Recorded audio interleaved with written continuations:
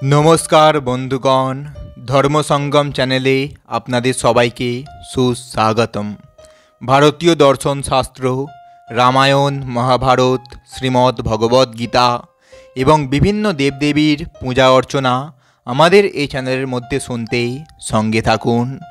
आज के आपनादेर संगे जे विषयटी निये आलोचना करब ता हलो महाभारतेर 7 जन मायाबी नारीदेर सम्पर्के।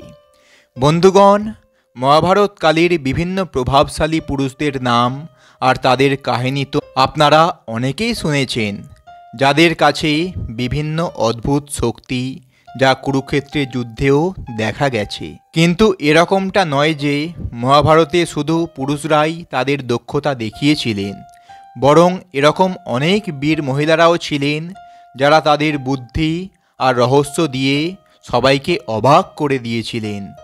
और एদের सामने बड़ो बड़ो शक्तिशाली योद्धादेरो माथा নত करते হয়েছিল।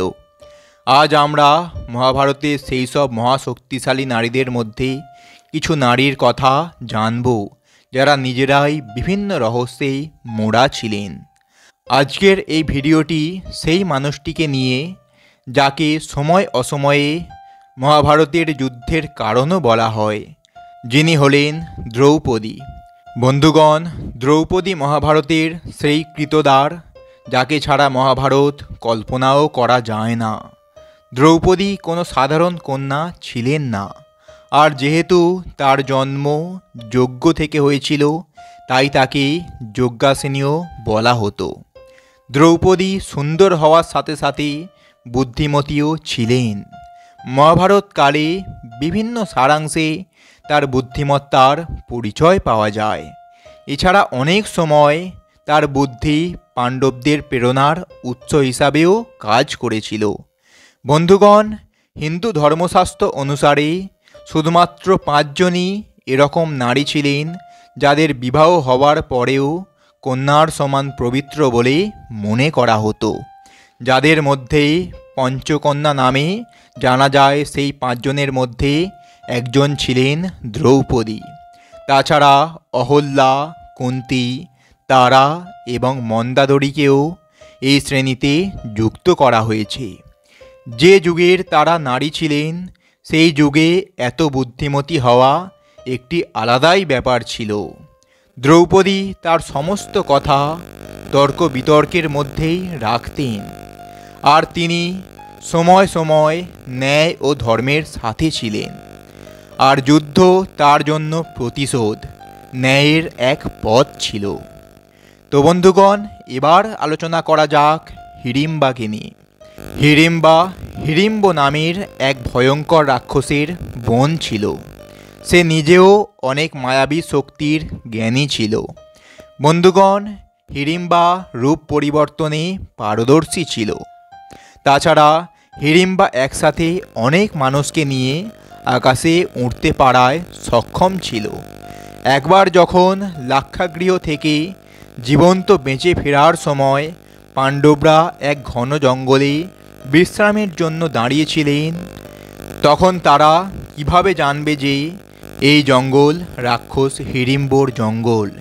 हिड़िम्ब मानुषेर शरीरेर गन्ध पेये तार बोनके पांडवदेर मारार जन्य पाठाय। सेई समय भीम बाद दिए सबाई घुमाच्छिलेन, किन्तु हिड़िम्बा जखन भीमके देखलो तखन से तार उपर मोहित हये गेल एबं से तार रूप परिवर्तन करार शक्ति प्रयोग करे एक सुंदरी नारीर रूप धारण करे, जाके देखे भीमेर भालोबासाओ जेगे ओठे। तारपर अनेकक्षण धरे जखन हिड़िम्बा बाड़ी ना फेरे तखन तार भाई सेई स्थाने गिये पौঁছায়। तखन से दुजनके भालोबासते देखे तारपर से खूब रेगे जाए। राक्षस और भीमेर मध्य भयानक युद्ध हय, जार फले राक्षसेर मृत्यु हय। जार परे भीम हिड़िम्बाके बिये करे नेয়। आपनारा एटा जेने खूबই অবাক हबेन जे राक्षसी हिड़िम्बार काछे आर एकटी शक्ति छिलो, जा हलो से गर्भधारण करार साथे साथेई शिशुके जन्म दीते सक्षम छिलो। किछु बछर पर हिड़िम्बा जखन गर्भधारण करलो तखन एक बालकेर जन्म हय আর তার নাম হয় ঘটোৎকচ, যে স্বয়ং এক শক্তিশালী যোদ্ধা ছিল। তো বন্ধুগণ, এবার আলোচনা করা যাক গান্ধারীকে নিয়ে। ইনি ছিলেন গান্ধার দেশের সুবল নামক রাজার কন্যা। গান্ধার দেশের রাজকুমারী হওয়ার কারণে তার নাম গান্ধারী দেওয়া হয়। গান্ধারী ভগবান শিবের এক অন্যতম ভক্ত ছিলেন। এই ভক্তির ফলস্বরূপ সে 100 পুত্রের জননী হওয়ার বরদান পায়। গান্ধারীর চোখ সাধারণ মানুষের মতো ছিল না, বরং তার চোখে এক অদ্ভুত শক্তি ছিল। গান্ধারী এই অলৌকিক শক্তির সাহায্যে একবার দুর্যোধনের শরীরকে বজ্রের সমান বানিয়ে দিয়েছিলেন। বন্ধুরা, গান্ধারীর শক্তি কতটা প্রবল ছিল আপনি এই ঘটনার মধ্য দিয়েই বুঝতে পারবেন। মহাভারতের যুদ্ধ শেষ হওয়ার পর পাণ্ডবদের মধ্যে কেউই তার সামনে যাওয়ার সাহস পেত না, আর শেষে ভগবান শ্রীকৃষ্ণকেই তার কাছে যেতে হয়েছিল। গান্ধারী যদিও পাণ্ডবদেরকে ক্ষমা করে দিয়েছিল, কিন্তু কৌরবদের চিতা জ্বলার সময় শ্রীকৃষ্ণকে বংশবিনাশ হওয়ার অভিশাপ দেন। সেই অভিশাপ পরবর্তীতে কোথাও না কোথাও সত্য হয়েছিল। তো বন্ধুগণ, এবার আলোচনা করা যাক কুন্তিকে নিয়ে। কুন্তি এক তপস্বী ও অদ্ভুত নারী ছিলেন। ইনি হস্তিনাপুর রাজ্যের মহারানী ও ইন্দ্রপ্রস্থ সাম্রাজ্যের রাজমাতা ছিলেন। বন্ধুরা, বলা হয় যে কুন্তির কাছে এক চমৎকারী মন্ত্র ছিল, যা দুর্বাসা মুনি তাকে দান করেছিলেন। সেই মন্ত্র এত শক্তিশালী ছিল যে যদি কুন্তি একবার এই মন্ত্রটি উচ্চারণ করত এবং কোনো দেবতাকে স্মরণ করত, তাহলে সেই দেবতা তাড়াতাড়ি প্রকট হতো কুন্তির মনোকামনা পূরণ করার জন্য। এই মন্ত্র তাকে দুর্বাসা ঋষি তার সেবা যত্নে প্রসন্ন হয়ে দিয়েছিলেন। এই মন্ত্রের ফলস্বরূপ মহাপ্রতাপ কর্ণের জন্ম হয়েছিল। পরে কুন্তি এই মন্ত্র মাদ্রীকে দিয়েছিলেন। কুন্তি তার জীবনে অনেক কঠিন সমস্যার সম্মুখীন হয়েছেন। তার পিতার মৃত্যুর পরে তিনি তার পুত্রের লালন পালনে কোনো ত্রুটি রাখেনি। তিনি পাণ্ডবদের হস্তিনাপুরে দাখিল করে গুরু দ্রোণাচার্যের কাছ থেকে ভালো শিক্ষা লাভ করেছিলেন। আর শুধু এই পর্যন্তই নয়, শেষে তিনি রাজ্যের অধিকার তাদের দেওয়ার জন্য প্রার্থনাও করেছিলেন। এই সবে জানা যায় যে কুন্তির রাজনীতি সম্বন্ধে ভালো বুদ্ধি ছিল। একজন নারীর এইসব কাজ করা নিজের মধ্যে সংঘর্ষের এক বড় ঘটনা। এবার বন্ধুগণ, আলোচনা করা যাক উলুপি সম্পর্কে। ইরাবত বংশের নাগরাজ বাসুর আর রাজমাতা বিষবাহিনীর দত্তক কন্যা ছিল উলুপি। উলুপিকে জলপরী আর নাগকন্যা দুই বলা হয়, আর তার কাছে অনেক মায়াবী শক্তিও ছিল। ইন্দ্রপ্রস্থ স্থাপনের সময় যখন অর্জুন রাজদূত হয়ে নেত্র অভিধানে বের হয়, তখন তিনি সর্বপ্রথম নাগলোক যাওয়ার সিদ্ধান্ত নেন। সেখানে উলুপির সঙ্গে তার সাক্ষাৎ হয়। উলুপি অর্জুনকে দেখে তার উপর মুগ্ধ হয়ে যায়, আর সে অর্জুনকে পাতাললোকে নিয়ে যায় আর তার সাথে বিবাহ করার অনুরোধ জানায়, যা অর্জুন স্বীকারও করে নেয়। আর দুজনেই বিবাহ বন্ধনে আবদ্ধ হয়। নিজের মনোকামনা পূরণ হওয়ায় উলুপি খুবই খুশি হয়ে অর্জুনকে সমস্ত জলচরের স্বামী হওয়ার বরদান দেন। উলুপির শক্তির আন্দাজ এই ঘটনার মধ্যে থেকেই বোঝা যায় যে মহাভারত যুদ্ধ নিজগুরু ভীষ্ম পিতামহ হত্যা করার পর ব্রহ্মপুত্রের কাছ থেকে অভিশাপ পাওয়ার পর উলুপি অর্জুনকে সেই অভিশাপ মুক্ত করে। একটি অন্য যুদ্ধে নিজের পুত্রের হাতে অর্জুনের মৃত্যু হওয়ার পর উলুপি অর্জুনকে পুনর্জীবিত করে। বন্ধুগণ, মহাভারতের এমন অনেকেই ছিলেন যারা ছিলেন খুবই শক্তিশালী এবং গুণী, কিন্তু তাদের চর্চা খুবই কম হয়। এদের মধ্যে একজন হল ভানুমতি। ভানুমতি, যিনি ছিলেন কম্বোজ রাজা চন্দ্রবর্মনের কন্যা। সে দেখতে খুবই আকর্ষণীয়, সুন্দর ও শক্তিশালী ছিলেন। আর তার সৌন্দর্যের চর্চা বিভিন্ন রাজ্যে ছড়িয়েছিল। এই কারণেই তার স্বয়ংবরে বড় বড় রাজারা এসেছিলেন। স্বয়ংবরে শিশুপাল, জরাসন্ধ, রুকমি, বক্র, দুর্যোধন ও কর্ণসহ অনেক রাজা নিমন্ত্রিত ছিলেন। বন্ধুগণ, আপনারা সবাই এই কথাটি অবশ্যই শুনেছেন যে কেউ যদি মন থেকে কিছু না চায় তাহলে সেটা কখনোই সম্ভব নয়।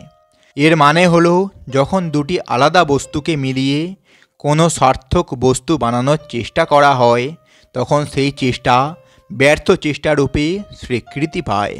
আসলে দুর্যোধন ভানুমতির সঙ্গে জোর জবরদস্তি বিয়ে করেছিলেন, কিন্তু দুজনের মধ্যে কোনো মিল ছিল না।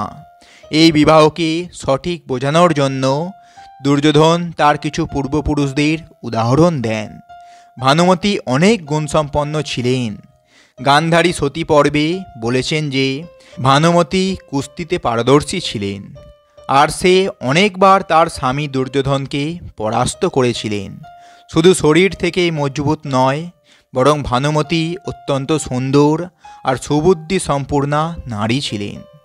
তো বন্ধুগণ, এবার জেনে নেওয়া যাক সত্যবতী সম্পর্কে। সত্যবতী ইনি হলেন শান্তনুর দ্বিতীয় স্ত্রী, মৎস্যগন্ধা। কেননা তার জন্ম মাছের গর্ভ থেকে হয়েছিল, আর তার শরীর থেকে মাছের গন্ধ বের হতো। এর আগে পরাশর ঋষির সঙ্গে তার প্রেম হয়েছিল, আর এই সময় তিনি এক পুত্রের জন্ম দেয়, যে পরে ব্যাসদেব নামে পরিচিত। পরাশর ঋষি সত্যবতীকে বরদান দিয়েছিলেন যে তার শরীর থেকে মাছের গন্ধ দূর হয়ে ভালো সুগন্ধ বের হবে। এই অদ্ভুত সুগন্ধের কারণেই তার নাম পরিবর্তন হয়ে সত্যবতী অর্থাৎ সত্যের গন্ধধারী রাখা হয়। এর ফলে মানুষেরা তার দ্বারা আকৃষ্ট হয়। সত্যবতী কূটনীতিতে অত্যন্ত পারদর্শী ছিলেন। বিভিন্ন সময় তার উদাহরণ আমরা দেখতে পাই। শান্তনু ও সত্যবতীর বিবাহের পেছনে এক মজার ঘটনা রয়েছে। একবার রাজা শান্তনু শিকারের জন্য নদীতে যান। তখন সত্যবতীর রূপ দেখে শান্তনু মুগ্ধ হয়ে যায়। তিনি সেই সময় সত্যবতীর পিতা দাসরাজের কাছে তার কন্যাকে বিবাহ করার প্রস্তাব জানায়। তখন দাসরাজ এক শর্ত রেখেছিলেন যে আমার মেয়ের থেকে জন্মানো সন্তানই আপনার রাজ্যের সিংহাসনের অধিকারী হবে। কিন্তু শান্তনু এই শর্ত অস্বীকার করে, কেননা সে প্রথমেই দেবব্রত বা ভীষ্মকে যুবরাজ বানিয়ে রেখেছিলেন। এইসব ঘটনার পরে শান্তনু উদাস হয়ে থাকে। উদাস হওয়ার কারণ জিজ্ঞাসা করার পরেও শান্তনু এই কথা দেবব্রতকে বলেনি। তখন দেবব্রত মহারাজ শান্তনু সারথীর কাছ থেকে সব জানতে পারেন, আর স্বয়ং দাসরাজের কাছে যান এবং নিজের পিতার জন্য সত্যবতীর হাত চান। দাসরাজ তখনও সেই শর্তই রেখেছিলেন। তখন দেবব্রত প্রতিজ্ঞা নেন, এই কন্যা থেকে জন্মানো পুত্রই রাজ্যের উত্তরাধিকারী হবে। তখন দাসরাজ বলেন, যদি তোমার পুত্র তাকে মেরে রাজ্য ছিনিয়ে নেয় তখন কি হবে? এই কথা শুনে দেবব্রত সকল দেবতাদের সাক্ষী মেনে সারা জীবন ব্রহ্মচারী থাকার ও বিবাহ না করার প্রতিজ্ঞা নেন। আর তার এই ভীষণ প্রতিজ্ঞার জন্য তিনি ভীষ্ম পিতামহ নামে খ্যাত হন। বন্ধুগণ, তাহলে দেখা যায় এখান থেকেই মহাভারতের কুরুক্ষেত্রের যুদ্ধের বীজ রোপণ হয়েছিল। আর বলা হয় যে শান্তনু যদি সত্যবতীকে না চাইতেন তাহলে কুরুবংশের ভাগ্য অন্য কিছু হতো। তো বন্ধুগণ, মহাভারতের এই সেই মহিলারা যারা মহাভারতের যুদ্ধে মুখ্য ভূমিকা পালন করে। বন্ধুগণ, আশা করি আমাদের এই ভিডিওটি আপনাদের ভালো লেগেছে। ভালো লাগলে অবশ্যই আপনাদের প্রিয়জনদের মধ্যে এই ভিডিওটি শেয়ার করবেন এবং আমাদের এই চ্যানেলটি সাবস্ক্রাইব করবেন। ভালো থাকুন, সুস্থ থাকুন। নমস্কার, ধন্যবাদ। ঈশ্বর আপনাদের মঙ্গল করুক।